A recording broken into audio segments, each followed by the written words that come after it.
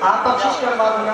کہا جاؤ بھگو تیسرے کے پاس جاؤ, شیش کے پاس چلے جاؤ, شیش لوط کے پاس, لوط زکریا کے پاس, زکریا دانیال کے پاس, دانیال ذوالکفل کے پاس, ابراہیم و اسماعیل کے پاس, موسیٰ و عیسیٰ کے پاس, سب کے پاس چلے جائیں گے. جب حضرت عیسیٰ علیہ السلام کے پاس جائیں گے, عیسیٰ بخشوا دو نا.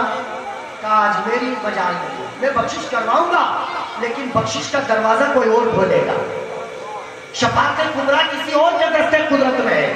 کہا پھر بتائیں کس کے پاس جائیں. کہا تمہیں ادھر ادھر جانے کی ضرورت نہیں ہے, وہ جو آمنہ کا لال کھڑا ہے نا کملی کو اوڑھے ہوئے, اس آمنہ کے لال کے پاس چلے جاؤ. ساری امتیں توڑ کر کے مصطفیٰ جان رحمت کے پاس جا کر کے عرض کرے گی, یا رسول اللہ, سب نے صفِ محشر میں للکار دیا ہم کو, سب نے صفِ محشر میں للکار دیا ہم کو. ایک صاحب اسی شعر کو پڑھ رہے تھے اسٹیج پہ, اور وہ کیا کہہ رہے, اب بہار کے رہنے والے تھے بھائی, ان کی زبان کی تاثیر ہی ایسی ہے. وہ کہہ رہے یا رسول اللہ, سب نے صفِ محشر میں لال کر دیا ہم کو,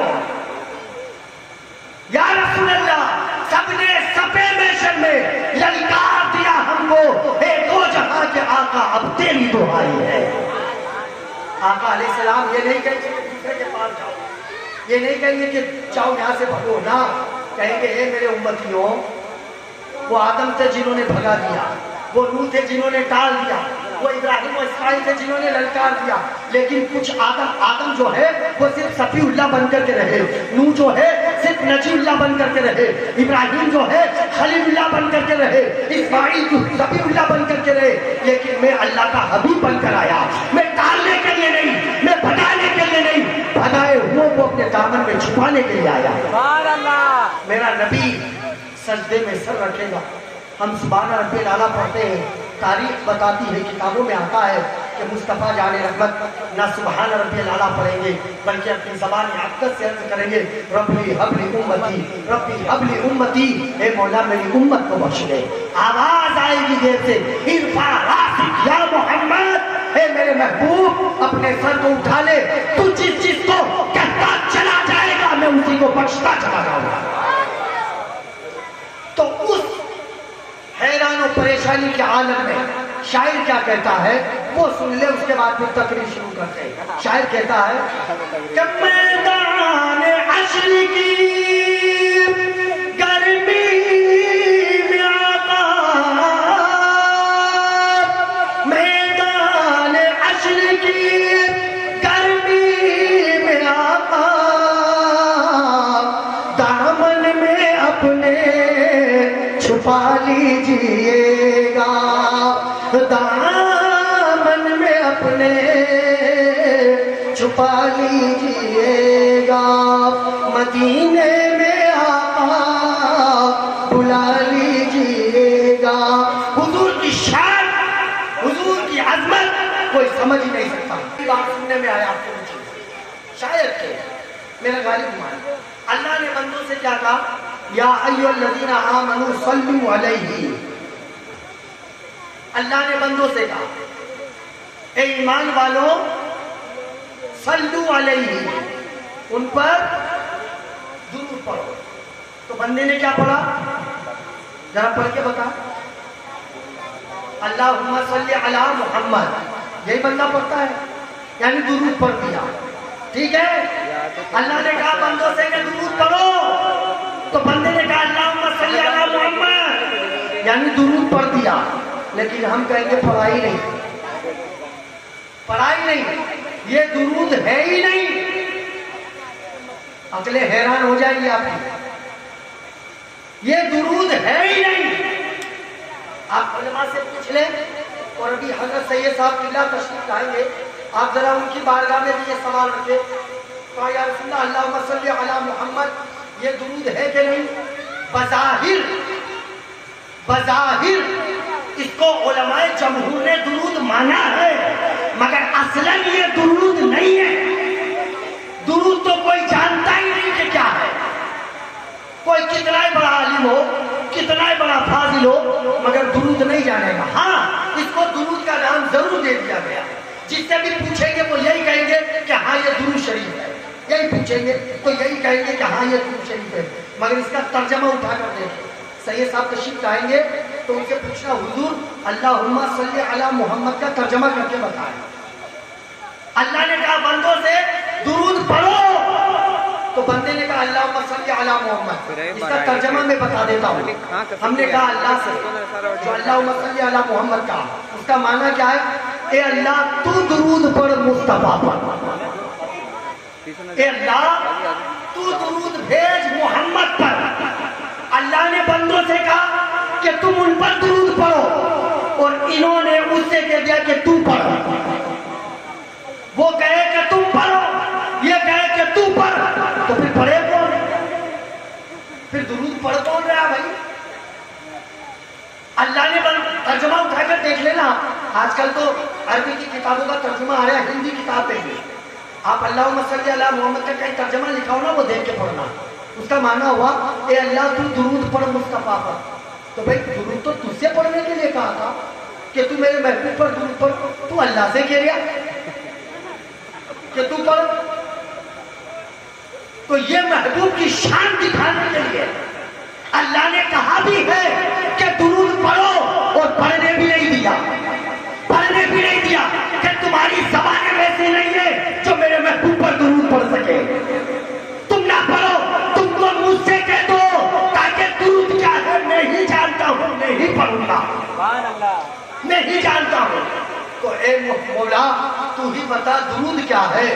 تو رب کہتا ہے کہ یاسین درود ہے مصطفیٰ کی، طٰہٰ درود ہے مصطفیٰ کا، ورفعنا لک ذکرک درود ہے مصطفیٰ کا، قد جاءکم من اللہ نور یہ درود ہے مصطفیٰ کا، والضحیٰ واللیل اذا سجا یہ درود ہے میرے محبوب کا، ورفعنا لک ذکرک یہ درود ہے مصطفیٰ کا، لقد من اللہ علی المؤمنین اذ بعث فیہم رسولا یہ درود ہے میرے محبوب کا.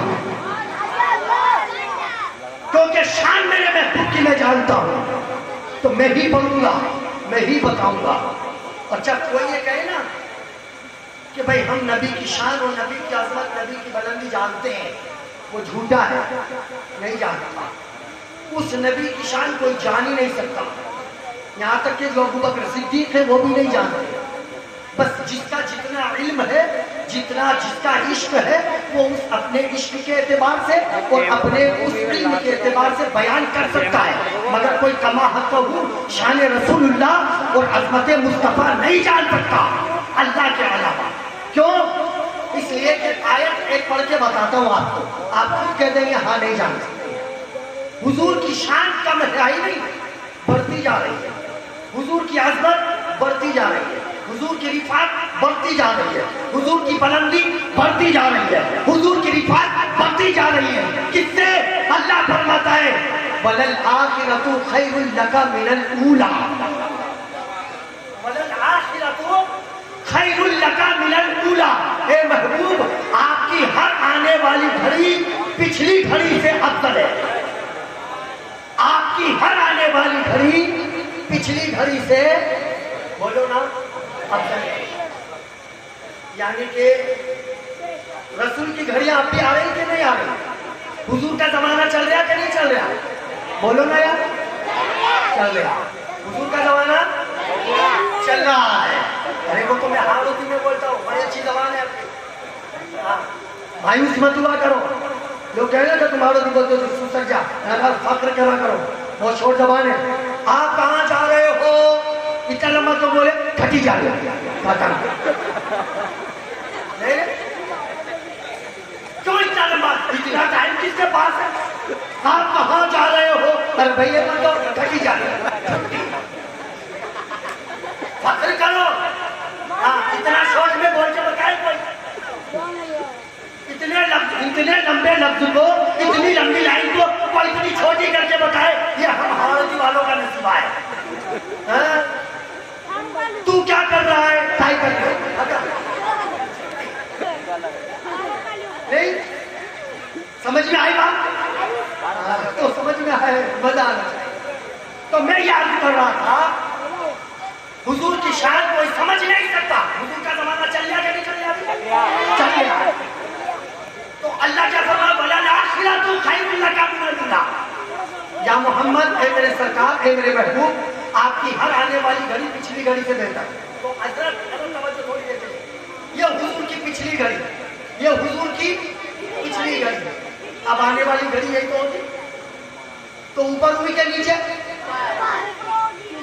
اب تو پہلے تو مصطفیٰ کی عظمت کو یہاں تک سمجھ، جو ان کی پچھلی گھڑی ہے وہاں تک سمجھ، اور جب تک تو یہاں تک سمجھے گا مصطفیٰ کی اگلی گھڑی آ گئی، اور اللہ کہہ رہے کہ وہ آپ کی پچھلی گھڑی سے افضل ہے، لے اور بڑھ گئے۔